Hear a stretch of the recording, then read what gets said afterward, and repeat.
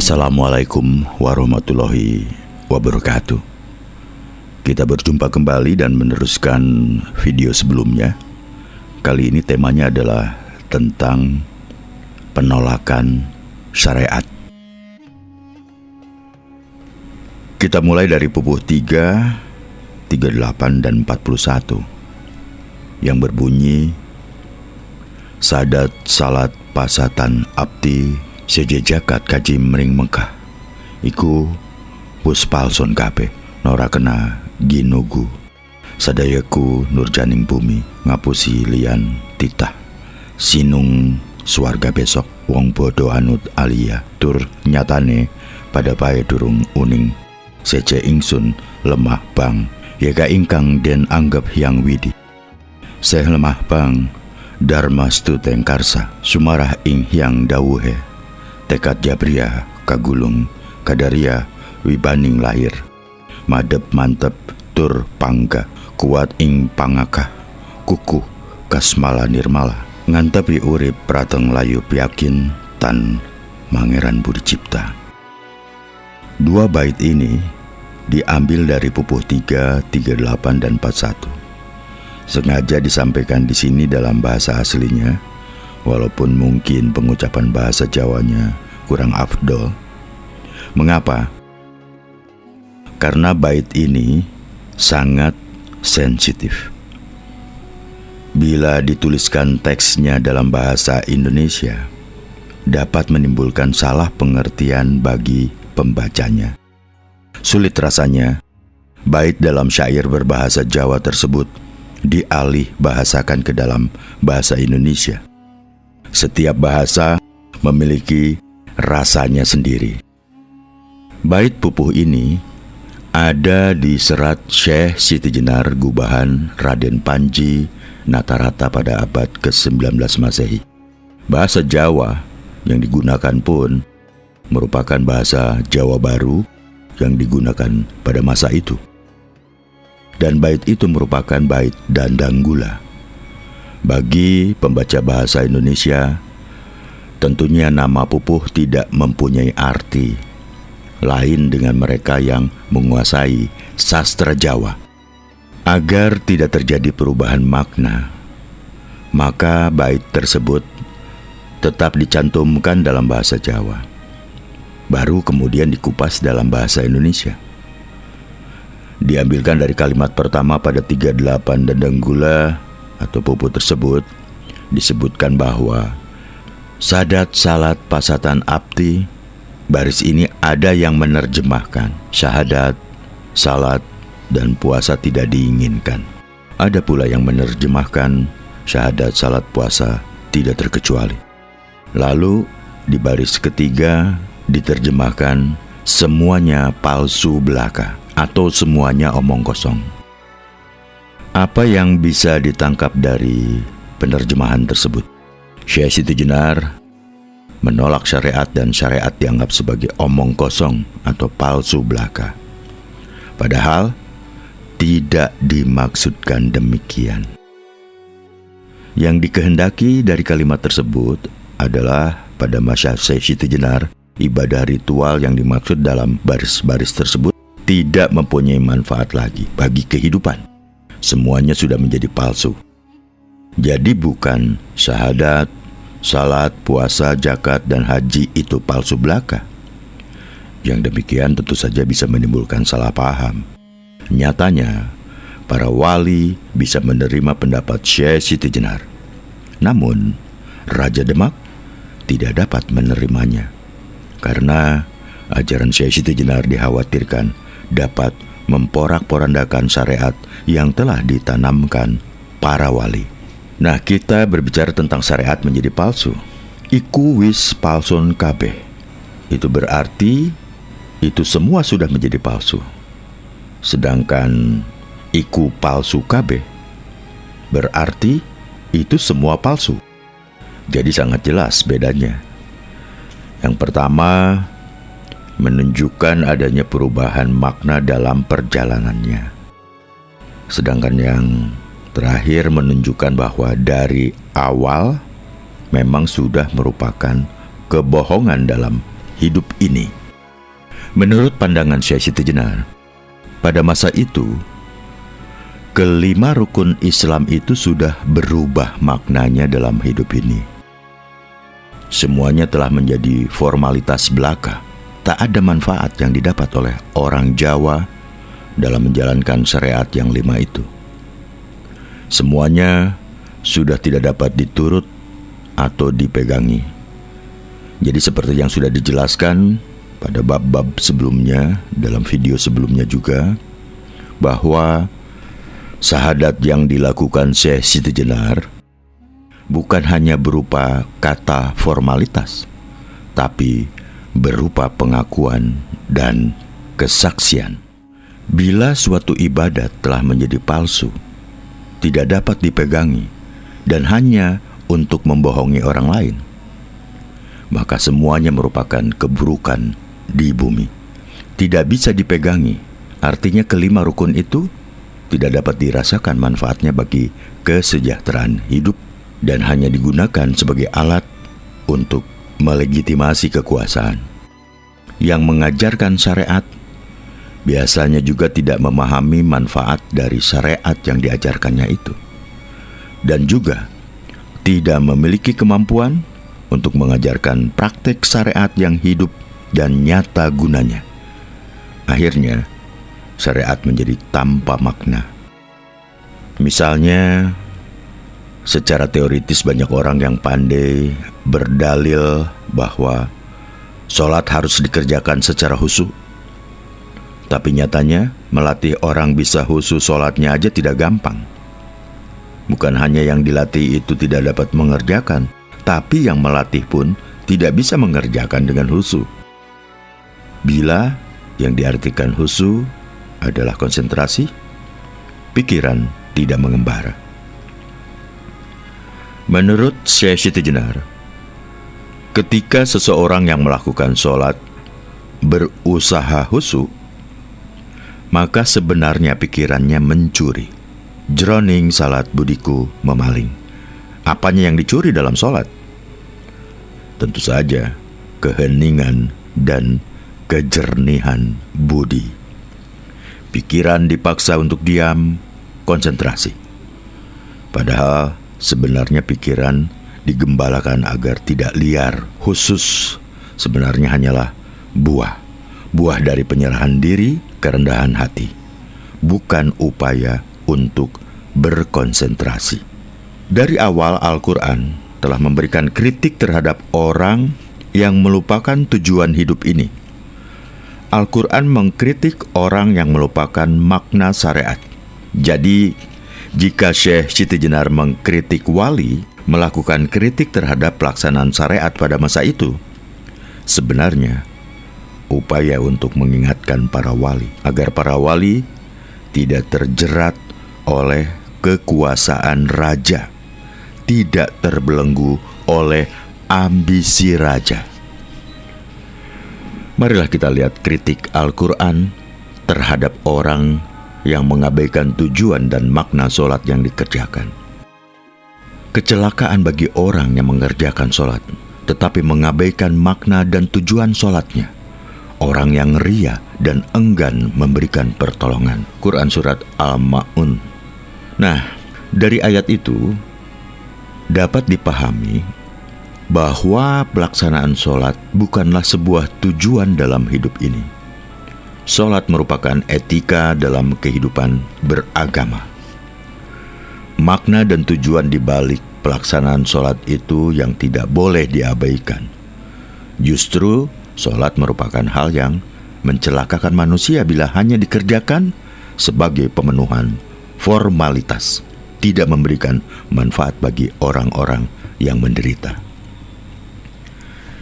Coba bandingkan makna ayat itu dengan pandangan Syekh Siti Jenar tentang pelaksanaan rukun Islam yang sudah menjadi palsu. Tidak ada bedanya, sama saja.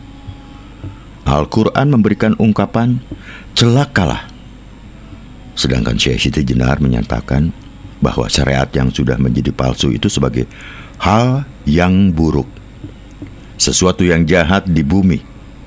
Jadi Syekh Siti Jenar ingin meluruskan pandangan para wali berdasarkan Al-Quran dengan menggunakan ungkapan dan rasa Jawa. Kritikan dari Al-Quran juga ditujukan kepada mereka yang tidak mau memahami makna korban dalam berhaji. Daging dan darah unta tidak akan mencapai Allah. Yang bisa sampai pada Allah itu ketakutan kalian.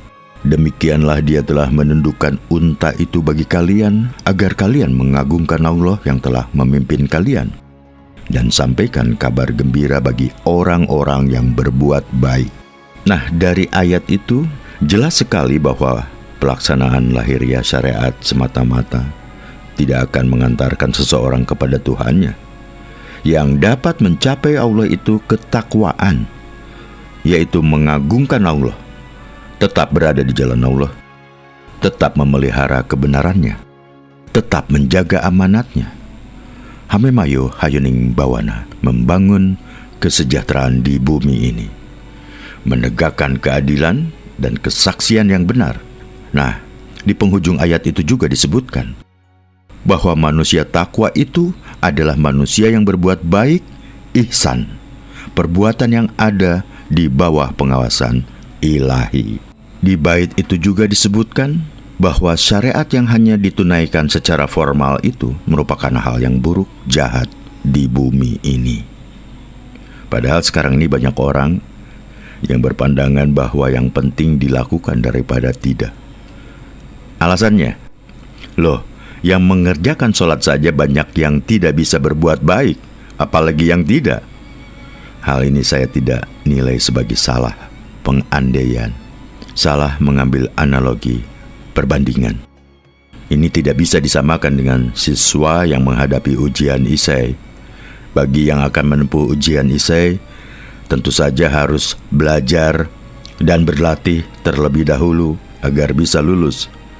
Bila tidak pernah belajar dan berlatih, jangan diharapkan bisa lulus. Ibadat murni, bukan ibadat terapan, dapat dibandingkan dengan upacara.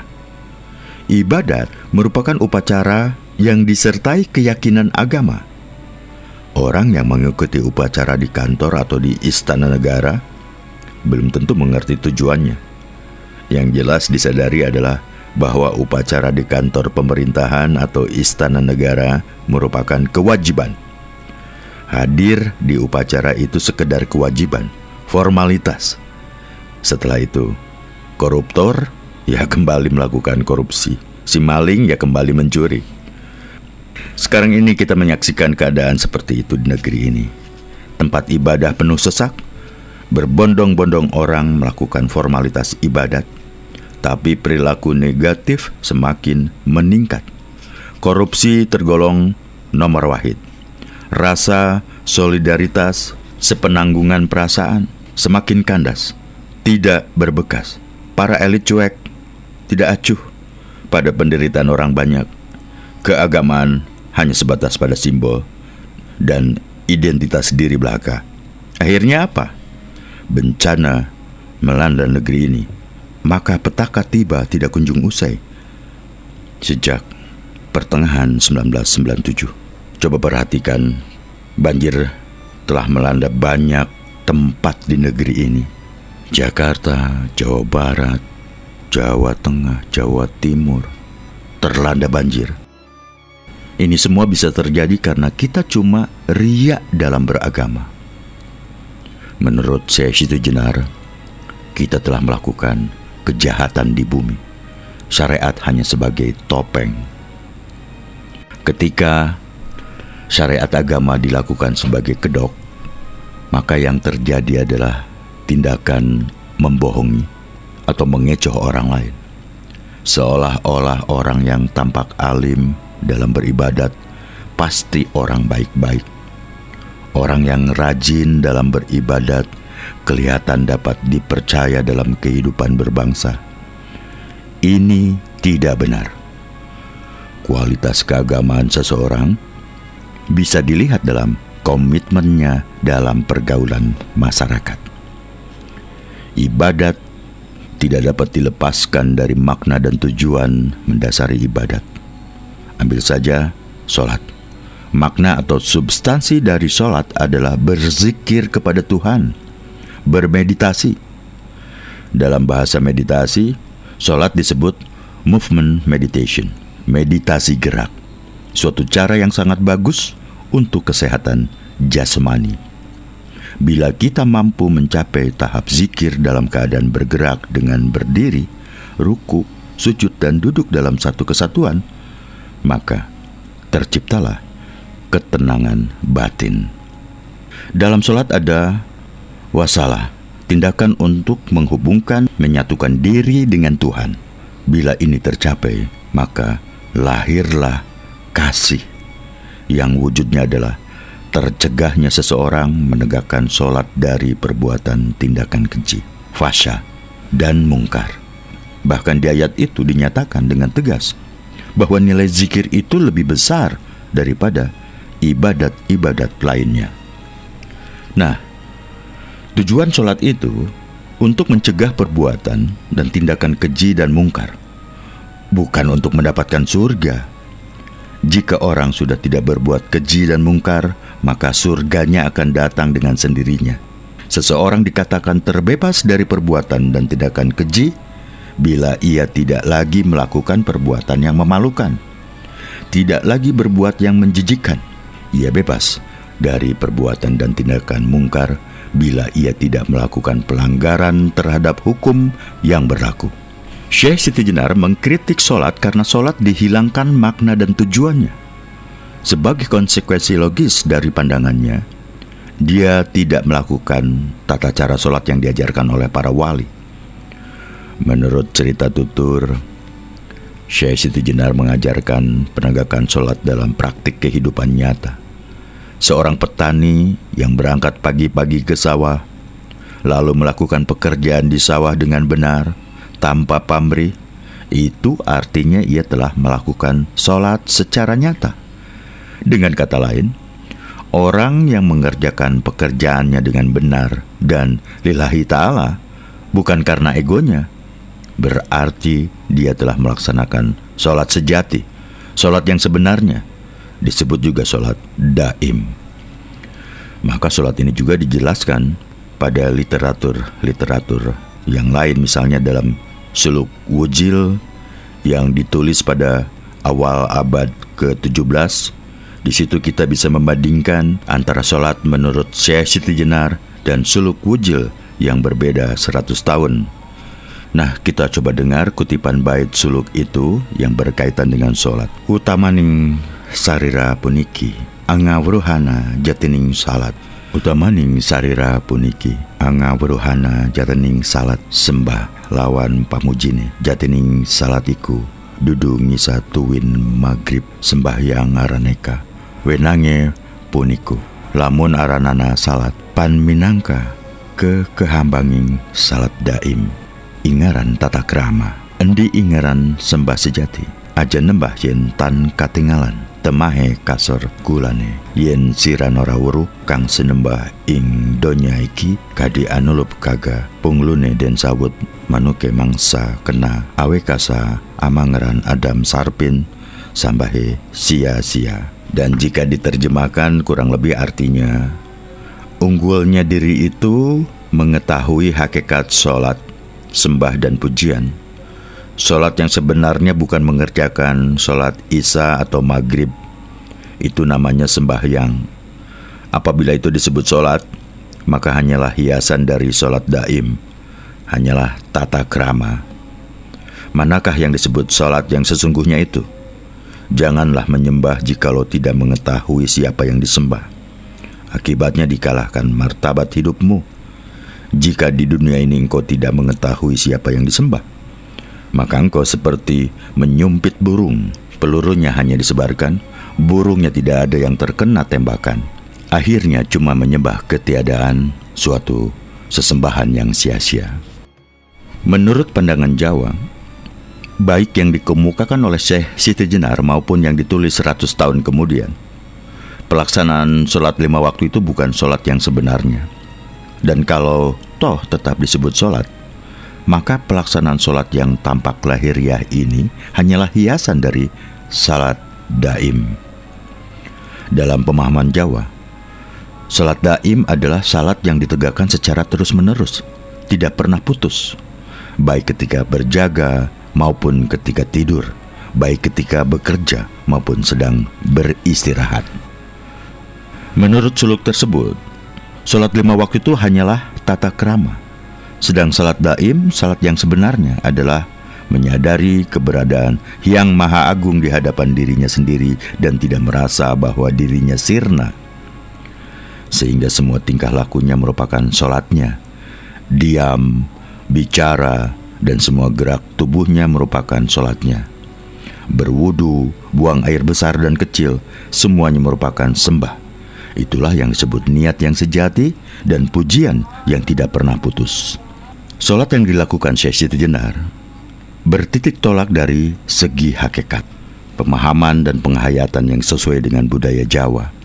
Bila dianalisis secara Qur'ani, tindakan sholat ala Syekh Siti Jenar atau wujil tidaklah menyalahi Al-Quran, karena di Al-Quran sendiri tidak dinyatakan secara tegas bentuk dan rangkaian gerakan dalam sholat.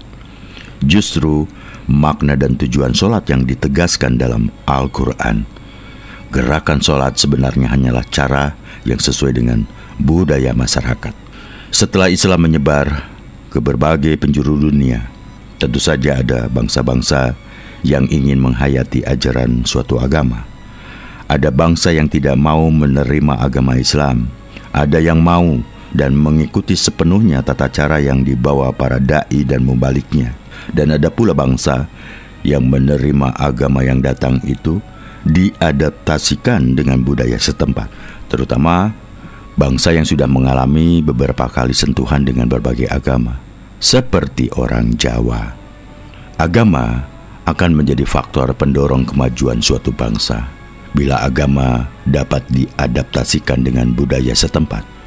Unsur-unsur positif dari luar dan budaya setempat bertemu untuk memberikan hasil yang lebih unggul. Di dalam dunia internasional, Jepang merupakan contoh adaptasi agama Buddha dan berhasil. Di Jawa, adaptasi Jawa dengan agama Buddha menghasilkan Borobudur. Adaptasi Jawa dengan Hindu menghasilkan Prambanan di Jawa Tengah dan berbagai karya sastra luhur di Jawa Timur. Puncaknya adalah adaptasi Jawa terhadap Buddha dan Hindu yang melahirkan Majapahit pada tahun 1293 hingga 1478. Mungkin ada yang mengatakan bahwa adaptasi agama merupakan tindakan sinkretis, bid'ah. Tapi kalau kita mau jujur, tidak ada hubungan agama di dunia ini yang didirikan baru sama sekali. Setiap agama yang lahir senantiasa terdiri dari unsur-unsur positif agama sebelumnya yang dipadukan dengan unsur asli budaya tempat lahirnya agama itu. Syekh Siti Jenar memiliki tekad seperti itu. Islam hendak diadaptasikan dengan Jawa, tapi dia berbenturan dengan kekuasaan yang baru tumbuh, dan kekuasaan itu dipegang oleh warga keturunan Mongol yang beragama Islam, yaitu Cek Kopo dengan nama Arab Raden Patah atau Fatah. Raja baru ini mendapat dukungan luas dari warga Cina yang beragama Islam maupun yang tidak Islam yang menghuni pesisir utara Nusa Jawa, sekaligus mendapat dukungan para wali yang sebagian besar bukan orang Jawa. Secara kekuasaan, Syekh Siti Jenar kalah. Pergumulan ajaran tetap berlangsung. Terbukti ajaran Islam Jawa masih tersimpan di keraton. Ajaran-ajaran itu ditulis oleh para pujangga Jawa. Tapi sayang, ajaran Islam Jawa belum sempat melahirkan peradaban yang lebih maju karena keburu datangnya penjajahan di tanah air. Oleh penjajah, prototip Islam Jawa ini dikurung dalam keraton. Di masyarakat, ajaran Syekh Siti Jenar secara sembunyi-sembunyi oleh para muridnya dan tidak utuh lagi, bahkan yang muncul klinik. Untuk membangun Indonesia nan jaya, memang diperlukan adanya reinterpretasi dan revitalisasi agama Islam. Mengapa? Karena Islam yang dibawa masuk ke tanah air adalah Islam yang telah dikalahkan dan diporak-porandakan oleh bangsa Mongol pada tahun 1258 di wilayah kelahirannya, Timur Tengah. Begitu pula ketika penjajahan Barat datang, Islam telah terusir dari kejayaan di Spanyol. Perlu bangkit menuju masa depan dan tidak kembali ke masa lampau. Lantar ji'a ayamu alazi madat. Tidak akan pernah kembali hari-hari yang lampau. Begitulah pepatah Arab.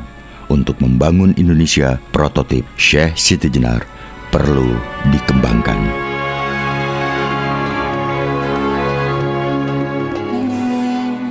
Demikian yang bisa saya sampaikan untuk Anda untuk kesempatan video ini. Terima kasih Anda sudah mendengar. Dan wassalamualaikum warahmatullahi wabarakatuh.